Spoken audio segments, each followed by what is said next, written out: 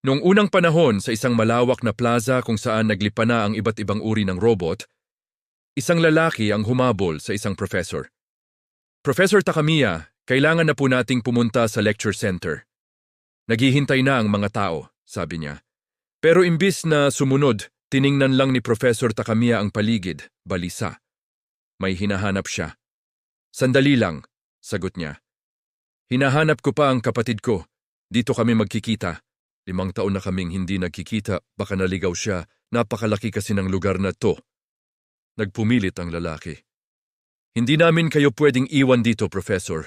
Kayo ang nangungunang robotic scientist sa buong mundo. Hindi pwedeng may masamang mangyari sa inyo. Ngunit bago pa makasagot muli si Takamiya, isang babae ang lumapit sa kanila. Maganda, mukhang profesional. Professor Takamiya? Tanong niya. Nagtatrabaho po ako sa Mecha Tokyo. Ako po ang inatasang maghatid sa inyo sa lecture hall. Pero habang dumadaan ang babae, may kakaibang na amoy si Takamiya. Isang amoy na pamilyar sa kanya. Amoy langis? Bulong niya. Galing sa loob mo? Sa isang iglap, nagbago ang anyo ng babae.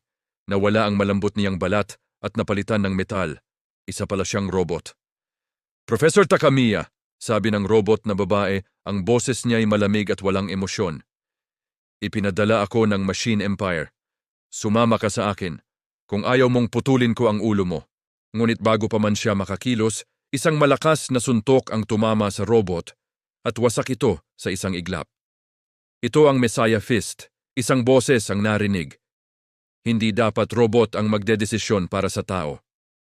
Lumingon si Takamiya at nakita niya ang matagal na niyang hinihintay. Ang kapatid niyang si Teppei.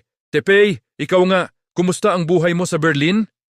Masayang bati niya, ngunit habang masayang nag-uusap ang magkapatid, mula sa malayo, may 2 misteryosong lalaki ang nakatingin sa kanila. May kapatid pala si Professor Takamiya? Tanong ng isa. Sumama si Teppei sa kanyang kuya papunta sa lecture hall, pero hinarang sila ng guard. Pasensya na, hindi ka nakalista dito. Hindi ka pwedeng pumasok. Kahit ipinaliwanag ni Teppei na kapatid siya ni Professor Takamiya, hindi pa rin siya pinayagan. Kaya naman, humanap si Teppei ng ibang paraan para makapasok. Sa loob ng lecture hall, nagsimula na ang anunsyo. Ipinakita ni Professor Takamiya ang isang konsepto na magpapabago sa mundo. Mga robot na may sariling utak. Nagulat ang lahat ng tao sa audience. Imposible yan! Robot na may sariling isip? Tanong ng isang manonood. Pero sa gitna ng kaguluhan, muling nagpakita ang 2 lalaking nakamasid kanina. Seryoso ang kanilang mga mukha. Lahat ng nakarinig sa anunsyong ito, hindi dapat mabuhay. Habang tumatakbo si Teppei sa pasilyo, napansin niya ang mga guard na bigla na lang nanghihina at natutumba. Isang kakaibang usok ang lumalabas sa ventilasyon at ito ang nagpapalumpo sa kanila. Mabilis niyang binuksan ang pinto ng lecture hall at ang bumungad sa kanya ay isang nakakakilabot na tanawin.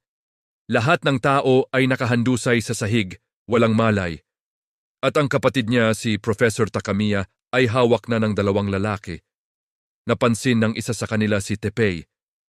Hindi siya tinabla ng frangas? Ibig sabihin, dumaan siya sa special battle training. Mabilis silang tumakas sakay ng isang sasakyan.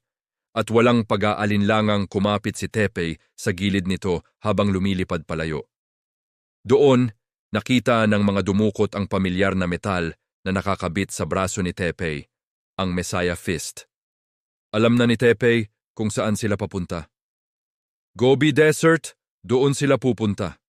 Pagdating nila sa gitna ng isang walang katapusang sandstorm, isang nakatagong base ang bumungad kay Teppei. Ito ang Machine Empire. Sa loob, nagising si Professor Takamiya. Sa harap niya ay isang lalaking may pulang buhok, si Amos. Professor, dinala ka namin dito para sumapi sa Machine Empire, sabi ni Amos. Hindi ako sasali sa inyo, mariing sagot ni Takamiya. Ipinakita ni Amos ang isang napakalaking robot na nakatago sa base. Ito ang Beat. Ang ibig sabihin ng B ay brain. Iba ito sa mga lumang robot, kaya nitong mag-isip mag-isa. At dugo ng tao ang ginagamit nitong power source. Nanlaki ang mga mata ni Takamiya. Imposible. Yan ang proyektong hindi ko pa natatapos.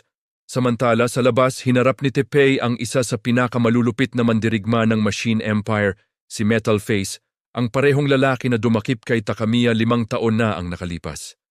Ikaw ang batang nakita ko noon, dapat napatay na kita, sigaw ni Metal Face. Pero sinuntok siya ni Teppei gamit ang Messiah Fist at tumilapon siya ng malayo. Nasaan ang kapatid ko? Sigaw ni Teppei. Tumawa si Metal Face. Huli ka na, sa oras na ito, isa na siya sa amin. Inutusan niya si Madonna, isang napakalakas na cyborg, na durugin si Teppei. Habang nakasakal si Madonna kay Teppei at halos mawalan na siya ng hininga, naalala niya ang huling araw na kasama niya ang kanyang kuya, noong paalis ito patungong Berlin. Naalala niya ang liwanag ng mga bituin at ang pangako nilang hindi sila kailanman magkakahiwalay. Bigla, yumanig ang lupa. Isang matagal nang sirang robot na nakatambak lang sa scrapyard ang biglang nabuhay. Ang dugo ni Teppei na tumulo mula sa kanyang sugat ang nagbigay buhay dito. Nagulat si Metal Face. Buhay! Hindi maaari! Hindi rin makapaniwala si Teppei. Nasa harap niya ngayon ang alamat na BTX habang ipinapaliwanag ni Amos kay Professor Takamiya ang tunay na lakas ng mga beat. Isang report ang dumating. Sir, may nanghimasok sa Scrap Zone 7. Nagdulot ito ng alarma sa buong base. Sa labas, lumipad si X kasama si Teppei. Pero sinundan sila ng mga Ryon troops ng Machine Empire. Dito naalala ni Teppei si Karen, ang babaeng iniligtas niya 5 taon na ang nakalipas. Si Karen din pala ang orihinal na donor o yung nagbigay ng dugo para kay X noon. Habang napapaligiran sila ng mga kalaban, inilabas ni Teppei ang isang disk na ibinigay sa kanya ni Karen. Isinuot niya ito kay X at doon nag-transform si X. Lumabas ang tunay nitong battle gear. Sa isang suntok lang, naglaho na parang alikabok ang buong 5th unit ng Ryon troops. Ngunit sa kabila nito, tumanggi si X na bumalik sa Machine Empire para iligtas ang kapatid ni Teppei. Wala akong obligasyong sundin ka, sabi ni X. Si Karen ang donor ko, hindi ikaw. Kung ayaw mong makinig, babasagin kita, galit na sagot ni Teppei. Hinawakan niya si X gamit ang Messiah Fist, sinusubukang pilitin ito. Pero lumipad si X papunta sa isang aktibong bulkan at sinisid ang nagbabagang magma sa loob ng 3 minuto. Pagkatapos, dinala siya nito sa pinakamalalim na bahagi ng karagatan. 10,000 metro ang lalim. At sa huli, sa kalawakan. Halos mawala ng ulirat si Teppei sa mga pagsubok pero isang bagay ang napatunayan niya. Hanggat magkasama ang isang donor at ang kanyang beat, poprotektahan nito ang kanyang buhay. Sa gitna ng paghihirap, naalala ni Teppei ang mga aral ni Karen. Nakita niya ito sa kanyang gunita. Inaalagaan siya, pinapalakas ang kanyang loob.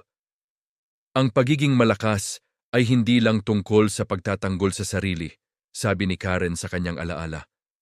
Ito ay tungkol sa kakayahang ipagtanggol ang mga taong mahalaga sa iyo. Sa puntong iyon, naintindihan ni Teppei ang tunay na ibig sabihin ng lakas. At doon nagsimula ang kanyang paglalakbay para bawiin ang kanyang kapatid at harapin ang buong Machine Empire, kasama ang kanyang bagong kaibigan, si BTX. Salamat sa panonood. Kung nagustuhan niyo ang kwento, huwag kalimutang mag-like, share at mag-subscribe para sa mga susunod pang episode. Hanggang sa muli,